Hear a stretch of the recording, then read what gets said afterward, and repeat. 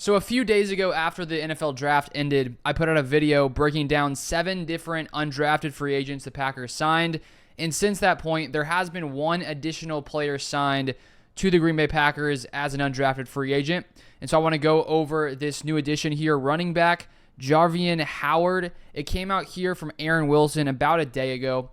Aaron Wilson says this: Alcorn State running back Jarveon Howard signing with Packers, HBCU Legacy Bowl Combine per a source. So another running back in Green Bay. The Packers, before the draft, had Josh Jacobs, recently acquired this offseason after Aaron Jones left, sadly.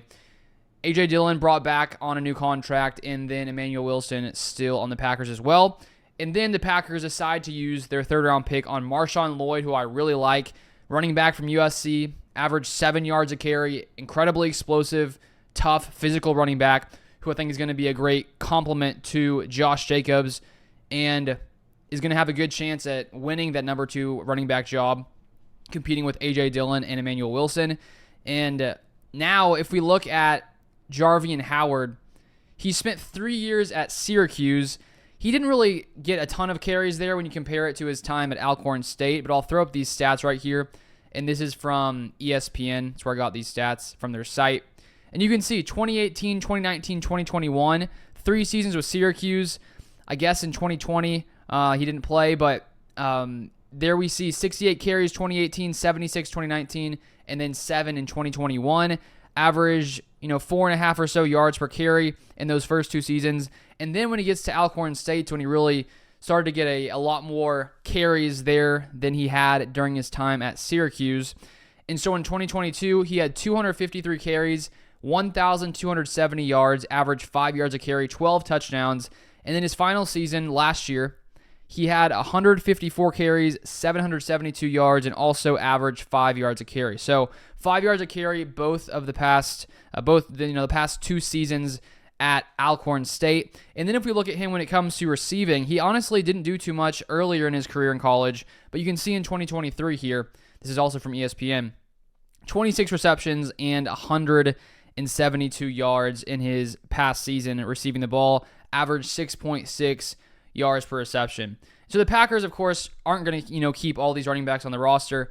They're now at their 90-man roster, around their 90-man roster, which will be the case until the season starts and they drop down to 53. Lots of guys will get cut. Lots of guys will be released. Lots of them will come back onto the practice squad. And odds are this guy could potentially end up on the practice squad, because I think when you look at the Packers and their current running back landscape, no doubt Josh Jacobs is going to be the number 1 guy here. And then looking at the number 2 job, which we talked about a second ago, there's going to be a competition between Emmanuel Wilson, who I think has shown some nice things. I believe he averaged 6 yards a carry when he did play last year for Green Bay. A.J. Dillon, and then Marshawn Lloyd, a third-rounder. And I think when you look at Marshawn Lloyd, the fact that he was a third-round draft pick, that's a somewhat high draft pick. I think he's going to have a good shot to be the number 2 guy. And then A.J. Dillon, I think, he has so much experience, so much time here in Green Bay. Brian Gutekunst talked about earlier this offseason how the Packers like to have one of those bigger, tougher physical backs when it comes to cold weather. And so if I had to guess right now, just thinking about it, I'd probably say Josh Jacobs, A.J. Dillon, and Marshawn Lloyd are the 3 running backs. And then maybe Emmanuel Wilson is practice squad and Jarveon Howard potentially practice squad. So the Packers have a pretty loaded room now there. And pretty much at every other position, they also have loaded rooms at this point after the draft. Drafting 3 offensive linemen, 3 safeties, a couple inside linebackers. And the Packers wide receiver room is already loaded. So the Packers continuing to bolster their roster in many different ways. But that's the most recent news. If you want more Packers content, feel free to subscribe down below. And I'll see you guys next time.